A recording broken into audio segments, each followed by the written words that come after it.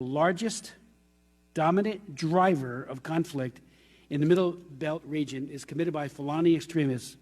who appear driven in large part by ethno-religious chauvinism against mostly Christian farmers, though I do note that there are elsewhere Shia Muslims who are also victims, and that intra-Sunni conflicts also exist within the Muslim community as well. Nigerian Bishop William Avenya will testify today that, and I quote in part, "The mass slaughter of Christians in Nigeria's Middle Belt, by every standard, meets the criteria for a calculated genocide from the definition of the Genocide Convention." And yet he notes, and I quote him again, "No one has ever been arrested or questioned or prosecuted or convicted of any charge related to this spree of killings, which has been going on for at least 5 years." In its November 18, 2020 report to the International Criminal Court, the Jubilee Campaign writes, and I quote in pertinent part,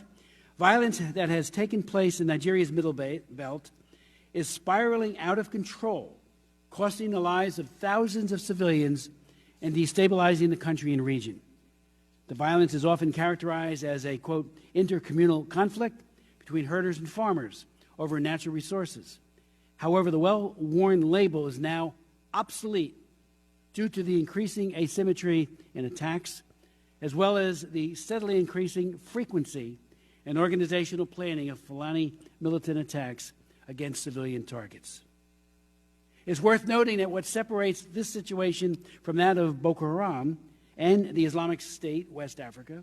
is the fact that the Nigerian government under President Buhari is dominated by the Fulani. This is true of the military and the state security forces, but increasingly other institutions of power as well, including the Supreme Court of Nigeria, where Buhari engineered the ouster of Chief Justice Walter Onengan. We have also seen the sidelining of members of the Fulani community who have demonstrated a commitment to peace.